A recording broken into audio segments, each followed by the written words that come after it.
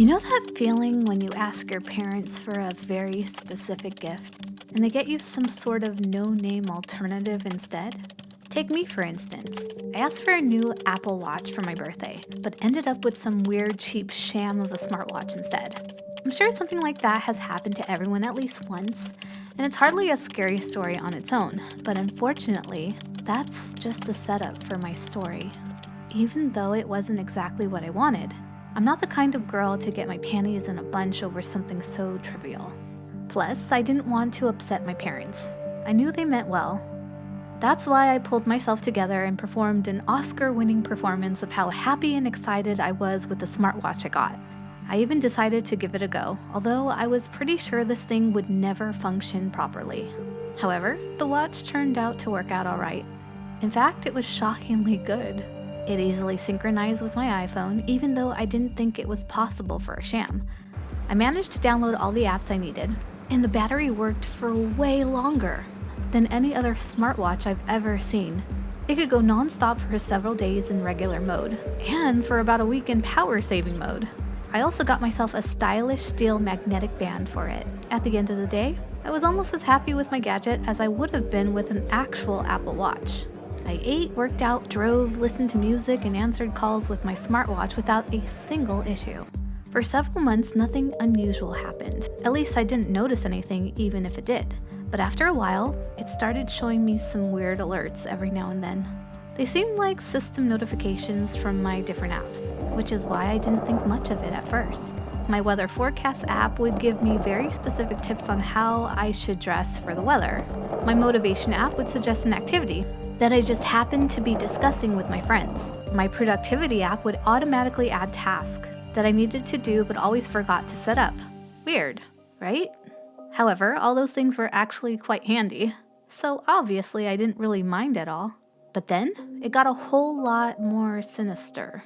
When I came home from college for winter break, my older sister asked me to babysit her daughter for a day. She and her husband were going to some sort of charity event, and their usual sitter was out of town. I was happy to do it. I've always loved kids, and my baby niece was hands down the most adorable one. But the day that I babysat her, she wasn't her best, cutest self. She was teething, and the discomfort was making her cry for hours. Around 4 p.m., I was completely exhausted and desperate to calm her down. I decided to take her out for a walk. I thought that maybe some fresh air and the rocking of the stroller would put her to sleep. That didn't help at all. In fact, I was pretty sure she started crying even louder. People on the street were gawking and giving me annoyed looks. It was torture. I remember mumbling to myself, "Ugh, how do I make you shut up?" As if in immediate response to my question, my smartwatch started vibrating. I stopped in front of a crossroad to look at the screen and shuddered. It was a notification from my productivity app that said, "Push it under the bus." Weirded out and confused like never before, I looked around. I gasped when I saw a bus coming right towards the crossroad that I stopped on. Coincidence? I wasn't so sure. I crossed the road and started walking back home.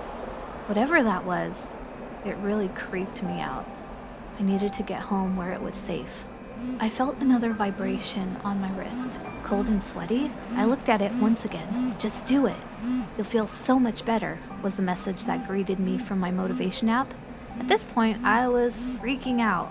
With shaking hands, I turned off my smartwatch and kept walking as fast as I could. A few seconds later, another vibration.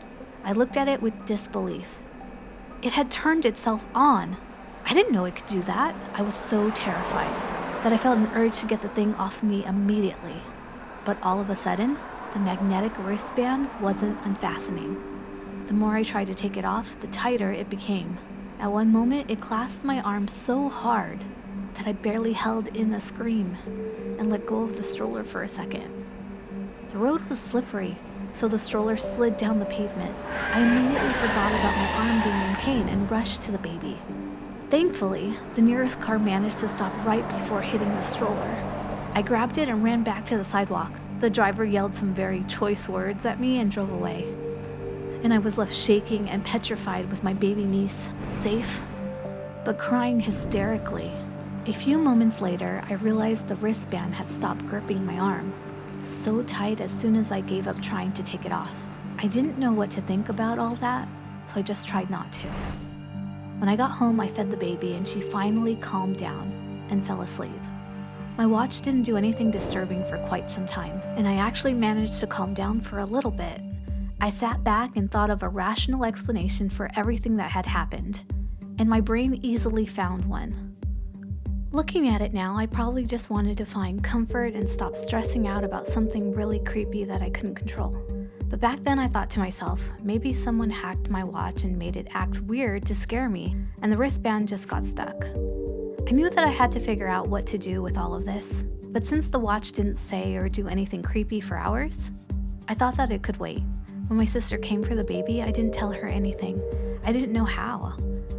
Would she believe me? Would she think I'm crazy and unreliable, considering how troublesome our relationship used to be in the past? I was willing to bet it'd be the second option. After she left, I decided to do some baking.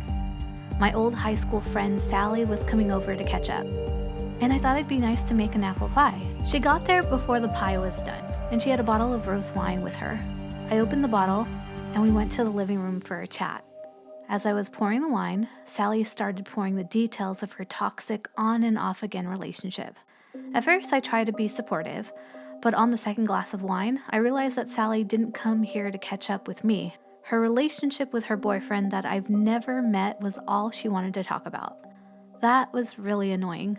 So when the oven timer went off, I saw this as a welcome distraction. We sat down at the kitchen table and I started cutting the pie. Sally, who had stopped whining about her boyfriend for literally just a second, went back to her favorite topic once again. I was seriously considering shoving a piece of pie down her throat just to shut her up. That's when I felt a light vibration on my wrist once again. I was so irritated and distracted that I didn't even think much of it until I saw the message the watch had for me. I froze right where I stood. "Just stab her," the notification said. "Hey, are you okay?" Sally finally stopped talking about herself. "You're really pale." Another vibration. I glanced at the screen. "The knife is already in your hand. What are you waiting for?" I gasped for air and dropped the knife on the table. I looked at Sally. She was worried. "You should go." "What?" "I don't feel so good. I'm sorry. You need to leave." "Oh, well, maybe I can get you a glass of water." "No!" I almost yelled. "Just leave, please. I'm sorry." She shrugged but finally left. She seemed offended, but that was the least of my worries. After she left, I tried again to get the smartwatch off of me. I couldn't do it. The metal band had a death grip on my arm. It wasn't tightening up like it did outside, but it wasn't loosening up either. I was freaking out. I tried submerging it, but soon realized the watch was waterproof. I attempted to cut off the band with scissors, but the metal was too strong. I even struggled to saw it off, but I only kept cutting my own arm by mistake. Crying from fear and pain, I sat on the ground, defeated. I was so utterly shocked from all of this that I barely remembered the rest of the night. I felt woozy, stupefied, and completely helpless. It's been 10 days since then. I still haven't found a way to take this thing off, and it keeps getting worse. A couple of days after this all began, the watch started threatening me and told me to just end myself. I don't know what to do. I'm so scared.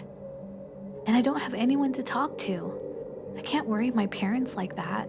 My dad has a weak heart, and I can't just burden him with all of this. But I can't take it anymore either. The only way I see is to wait till the battery dies. But I'm not even sure how long that'll take. After all this time, the battery is still at 65%. It's insane. I have no other choice but to wait. I'll be patient and wait till this watch is dead. I just hope it won't drive me into doing something I'll regret for the rest of my life. I also hope that it won't kill me before that.